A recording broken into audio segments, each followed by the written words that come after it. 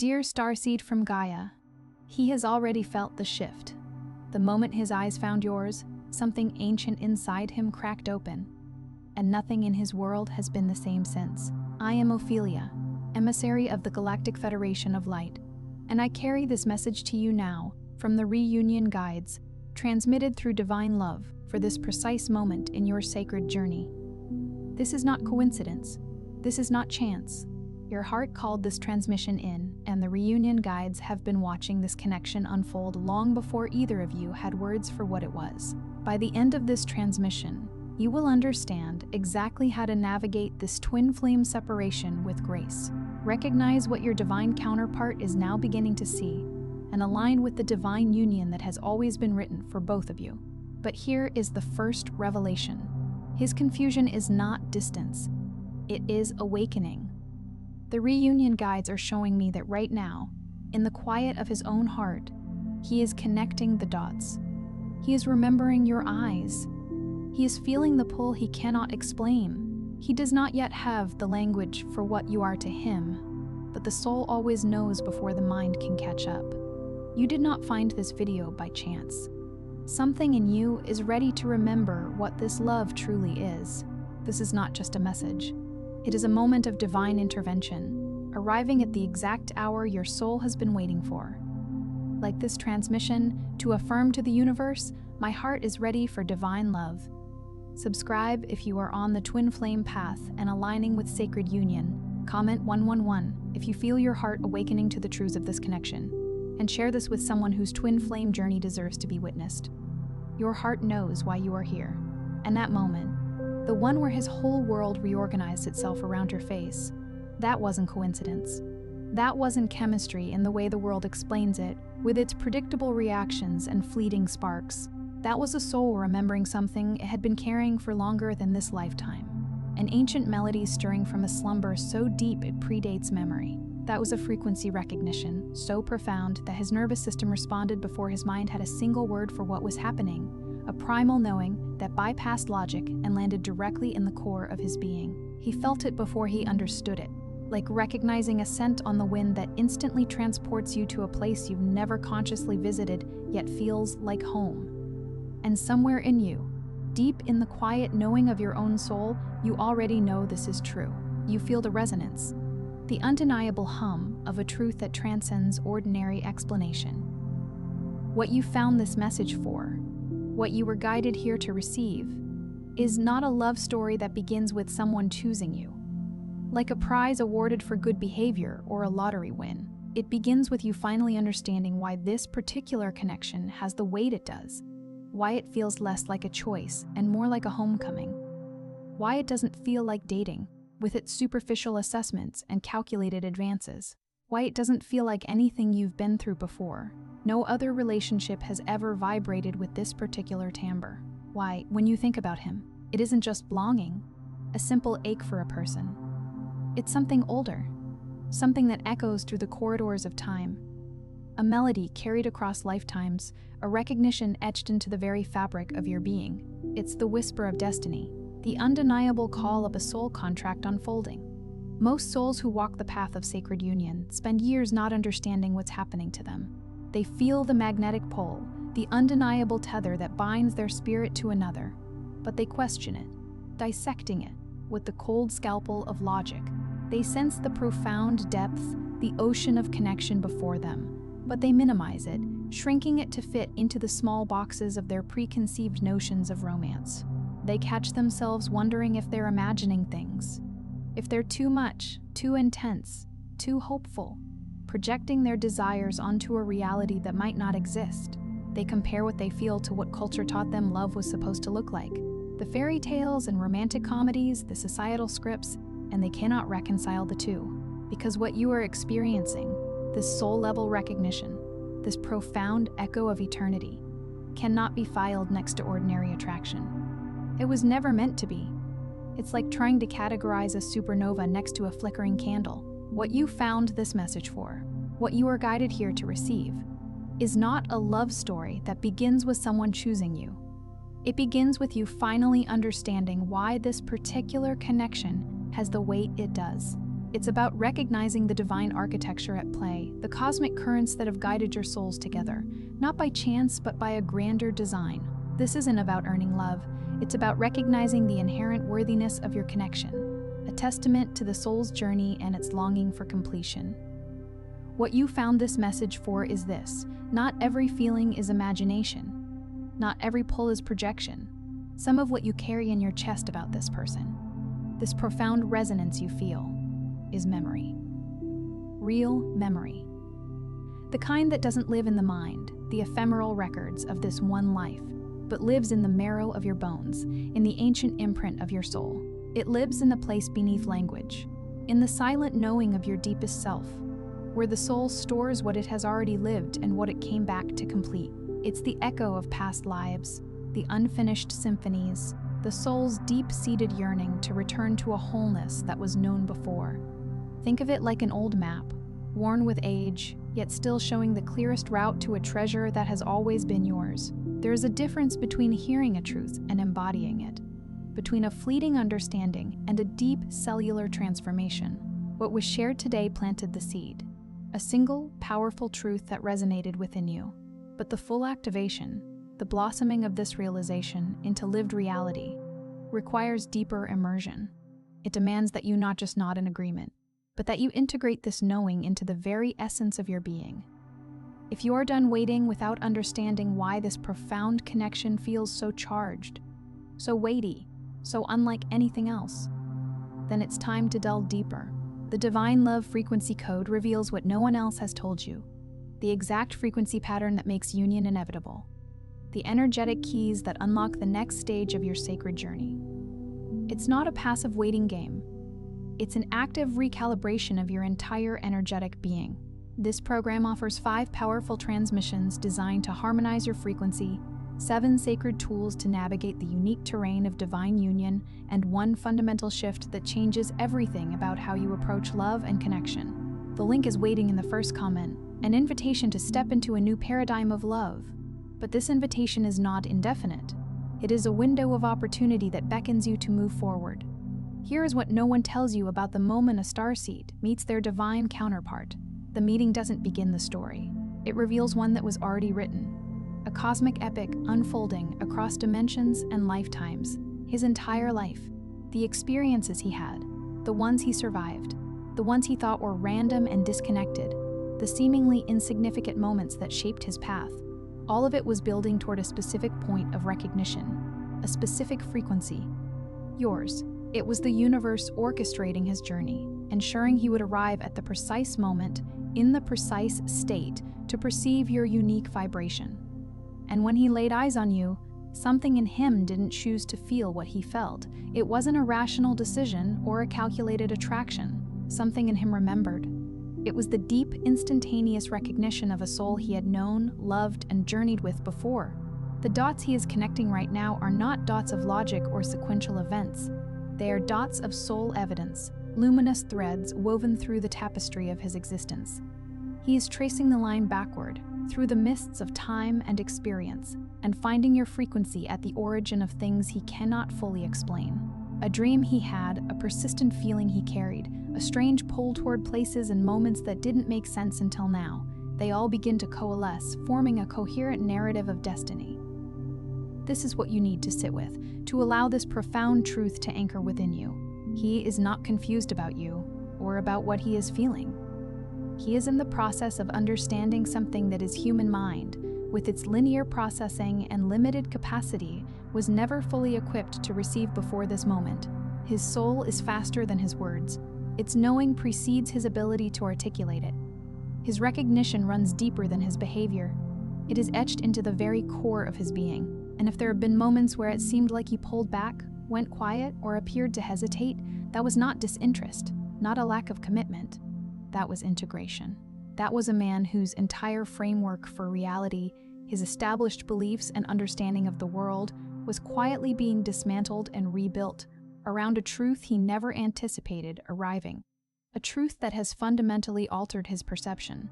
That kind of awakening, that profound soul-level recalibration, doesn't look like unwavering certainty on the outside. It looks like distance as he processes the magnitude of the revelation.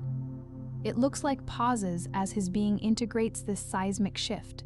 It looks like someone who is trying very hard to figure out how to hold something too big, too sacred, too divine for ordinary containers. Something that demands a new way of being. And while he has been integrating, while his soul has been recalibrating, you have been waiting. But the waiting has not been passive, a mere holding of breath. The waiting has been its own kind of preparation, a fertile ground for your own growth and readiness.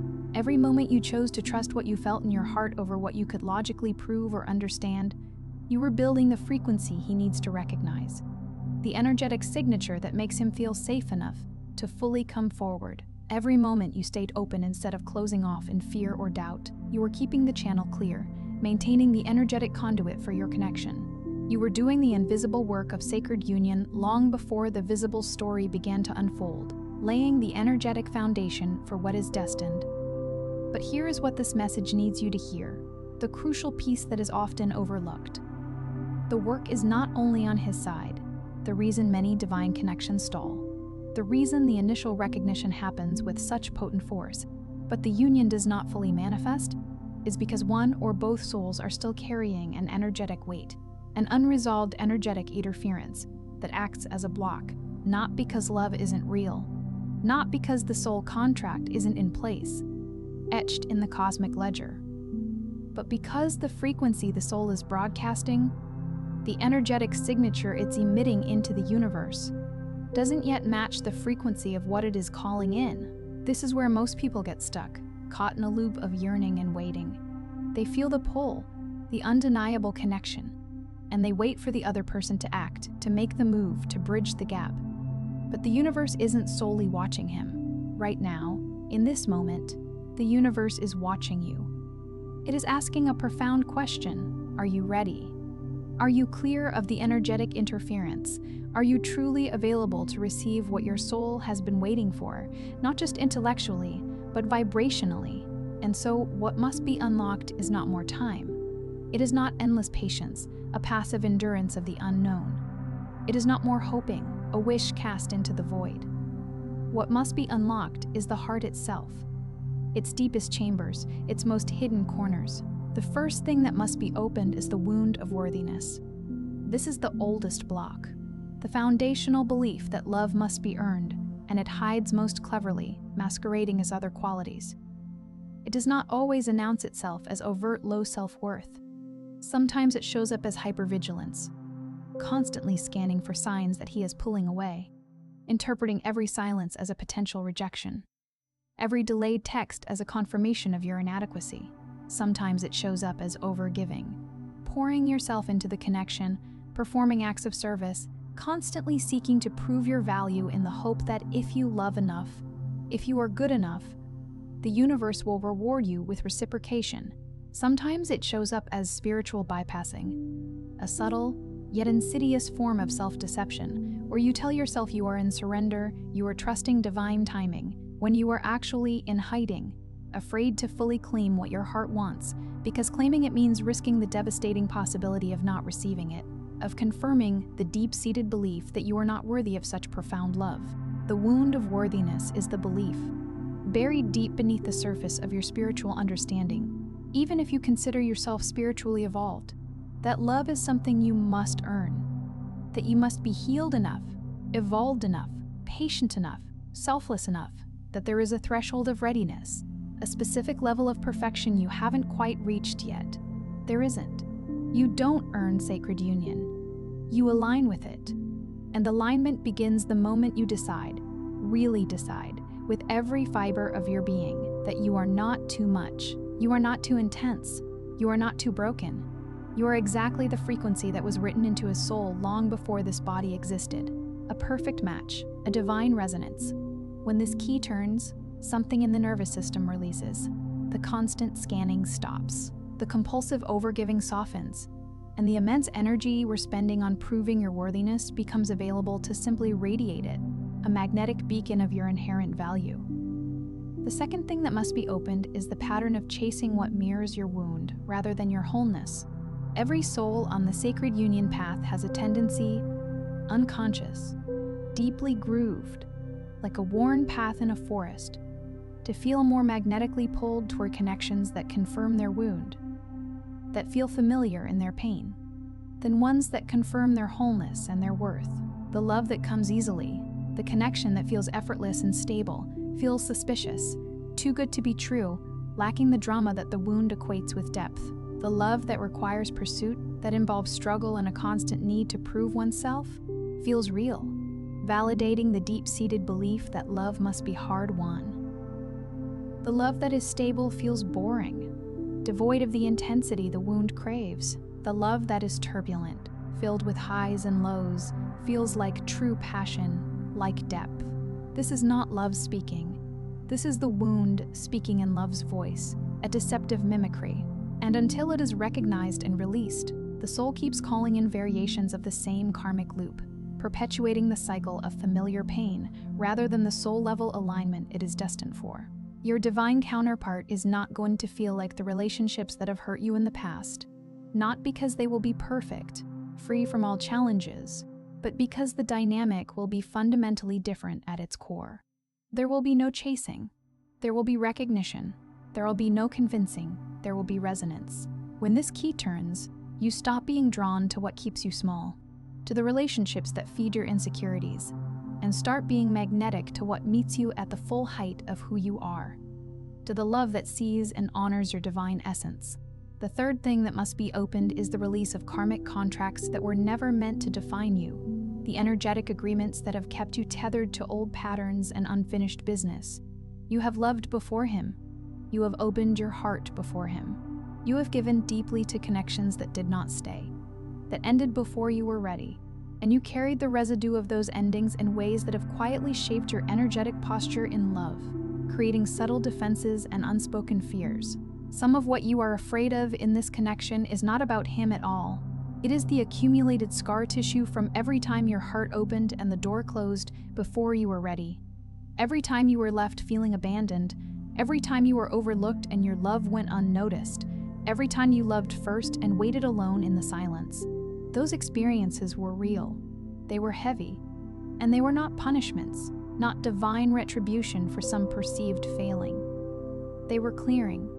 They were the curriculum of your heart's education, vital lessons etched into your soul's journey. But you do not need to keep taking the same class, replaying the same painful scenarios. The karmic agreements that created those experiences have been fulfilled. You learned what you came to learn, and continuing to carry them, to let them dictate your present and future, is not loyalty to your history. It is interference to your destiny. When this key turns, you stop holding the door closed against your own union, subtly sabotaging the very thing you desire. You stop bracing for abandonment before it has arrived, projecting past hurts onto a present reality.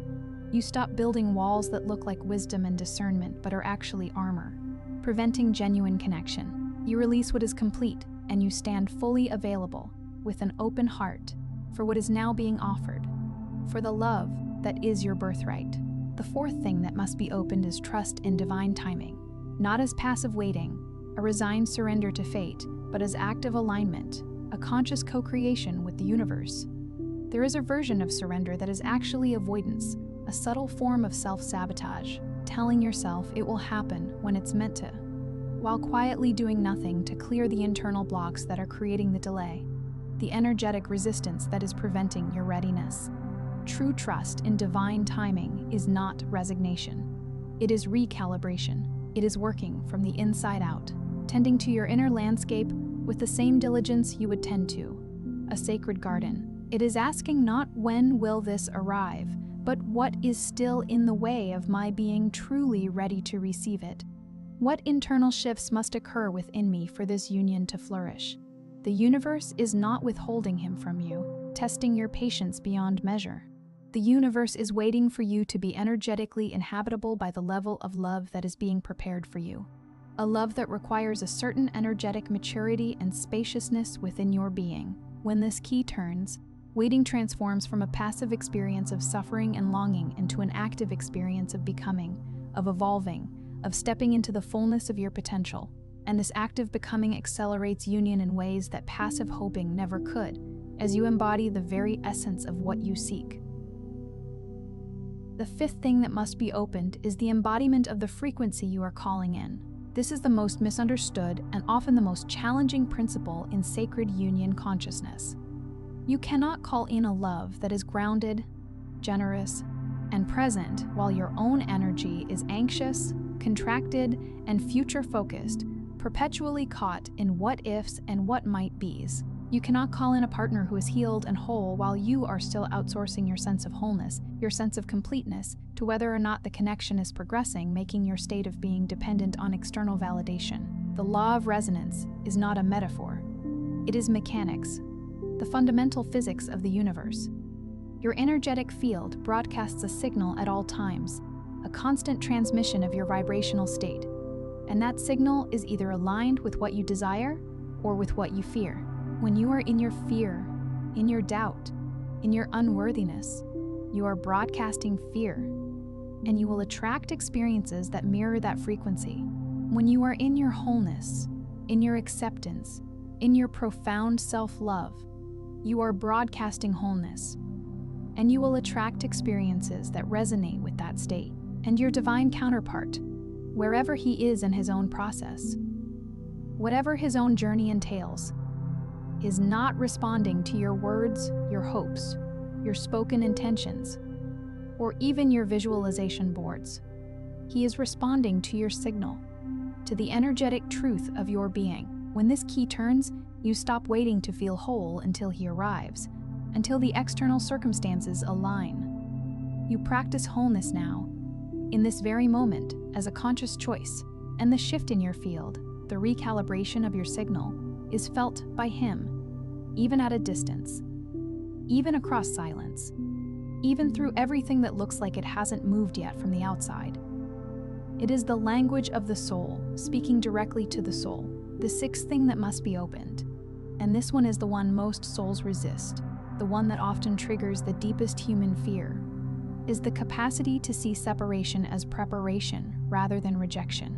There are phases in sacred union where the souls are apart, where the path diverges for a time, where one is moving forward with external action and one is waiting, tending to the inner work, where the connection goes quiet or becomes complicated or uncertain, leaving space for doubt to creep in. And in those spaces, the human heart, conditioned by past experiences of abandonment and loss, interprets the gap as evidence that something is wrong, that the connection isn't real, that they were foolish to believe. But the gap is not failure. The gap is architecture. The space between two souls and a sacred union is not empty. It is a sacred crucible. It is being filled with the exact experiences, the profound healings, and the potent awakenings that each person needs to be ready for the depth of what they will share together, for the unique energetic imprint of their combined union. His silence is not withdrawal from you. It is his process of integration. His distance is not departure from the destined path. It is the necessary space for his own becoming. His process is not your punishment for some perceived inadequacy. He is being prepared in the gap, just as you are, undergoing a parallel transformation that is essential for the soul-level convergence. When this key turns, the separation stops feeling like abandonment and starts feeling like what it actually is. Two souls undergoing parallel transformation, a necessary forging in the fires of individual growth, in preparation for a meeting point neither could have reached without the time apart. It is the sacred interval that makes the reunion all the more profound. The seventh key, the one that opens everything, the master key that unlocks the final door, is the recognition that the door to sacred union unlocks from the inside, not from his side, from yours. Every soul that has ever waited for their divine counterpart to come forward, to initiate, to declare their love before they felt complete within themselves, was waiting in the wrong direction, looking outward for an inward transformation. He cannot fully enter what is not fully opened within you. He cannot fully commit to what has not fully committed to itself. He cannot fully meet you at a depth you have not yet met yourself. The final key is not something that happens to you, a passive reception of divine grace. It is something you choose, a powerful act of will rooted in self-love. It is the moment you stop orienting your wholeness around his arrival, making your completeness contingent on his presence, and start embodying it now, as an undeniable truth. It is the moment your heart becomes fully open, not recklessly, not naively, not indiscriminately, but from a place of such rooted self-knowing, such unwavering self-acceptance, that you are genuinely, peacefully, powerfully available to love and be loved. When that door opens from within, something changes in the field, a seismic shift in the energetic landscape. Something moves. Things that were stuck begin to shift. People who were quiet begin to speak. Connections that seemed stalled begin to move, not because you forced anything, not because you manipulated the outcome, but because you finally became the environment that union could actually inhabit. The sacred space where divine love could anchor and flourish. Here is the truth that this entire message has been building toward, the culmination of this transmission, the diamond at the heart of the matter. You are not waiting because you are unworthy. You are not alone because you are unlovable. You are not in this space because the universe forgot you, or your divine counterpart is incapable or unwilling. You are here, in this exact moment, receiving this transmission, because you are close. Closer than any of the doubt in your head has told you. Closer than the anxieties whispering in your ear. Closer than the silence between you and him suggests. The work is not to wait better, to endure longer, or to hope harder. The work is to clear the last of what stands between who you have been, with all the residual energies of past experiences, and who your heart has always known you were capable of being, your divine, radiant, fully actualized self. He laid eyes on you, and his entire life reorganized itself around your essence, his world recalibrating to align with your frequency. He is connecting the dots now, piecing together the subtle clues and synchronicities that have led him to you. He is tracing the line back, through the labyrinth of his life, and finding your soul's signature at the origin point. And you have always known there was something real here. Something profound and sacred. Something worth the journey, worth the inner work. Something worth becoming ready for. Tonight, before you sleep, place your hand over your heart. Feel the steady rhythm of your own life force, and say this aloud, softly, like a truth you are finally willing to let yourself believe, to whisper into the sanctuary of your own soul. I am not too much. I am not too late. I am not too wounded or too waiting. I am the frequency that was written into his soul. I open now. I am ready. Before you scroll, take a moment to leave one word in the comments. Just one word that describes what you felt while hearing this. Not an explanation, not a story, just the feeling itself. And when you see someone else's word, respond to it. Hold space for them the way this message held space for you. Because what is being built here is not an audience. It is a field, a collective of souls doing the sacred work of becoming available for the love they were always meant to have. If this reached something in you that needed reaching, don't let it end here. Share it with someone who is waiting and doesn't yet know why. Subscribe to stay in the frequency of this work, and know that you did not find this message by accident. You were sent here, and that is already the beginning of everything changing.